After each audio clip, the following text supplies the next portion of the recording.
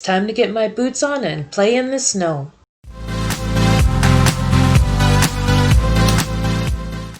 One of the first things I need to learn to master is building the fire. In a pit or on the ground, I need to remove as much snow as possible. I decided to put a little bit of cardboard pieces down, but as I went along, I realized that wasn't really as effective as the little bit of newspaper that I had. The twigs that I grabbed had been frozen and in snow. I grabbed the smallest ones, and they were very green because I had just cut them down this fall. Kindling is more effective, but I wanted this to be difficult. In Saskatchewan, we do have a lot of places where the firewood is free, but it tends to be wet or green. So you're going to be going through piles like this if you're at a provincial park in the winter time, but we can still get it to burn. I like to stack mine across each other and not in a pyramid. What I've done there is just dumped a little bit of canola oil on there. I did some deep frying over the holidays and I saved my leftover oil. It is really good for getting that really crappy wood to light. Another thing that a person can use is leftover bacon grease or any kind of grease from cooking.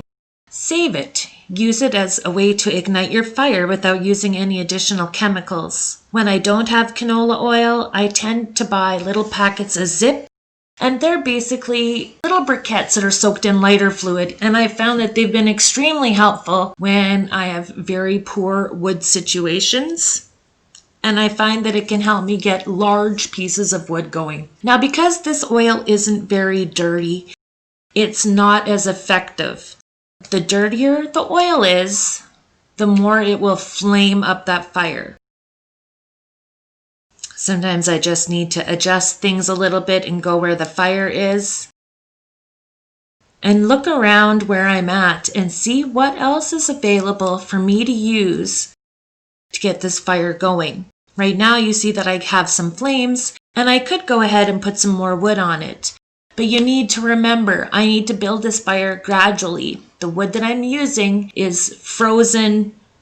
It's going to be damp as it thaws. So I want to have a significant amount of fire going before I add larger wood pieces. Took a little look at this and realized I really didn't need all of that paper that I put in there. I've seen a lot of people use all sorts of things to start their fires. Lighter fluid butane, Doritos, cotton balls, flamethrowers. I like the fir trees. This is some dried up fir branches. I have a lot of that around and it looks like I'm putting the fire out, but just hang on a minute and watch how much it's going to flame up when it gets going. Some of this is still green and it's still highly flammable. In fact, don't let your kids throw this on a fire because you'd be surprised at how much it flames up in a short time. Just take a look at that. I find that these branches work much better than the canola oil did. I don't have a blowtorch. I don't keep lighter fluid with me.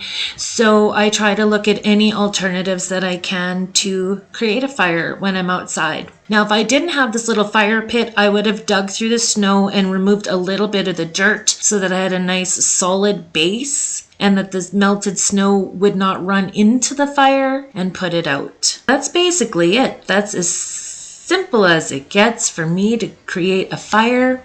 I just wanted to share this with you and plan for my next step for my winter camping adventure.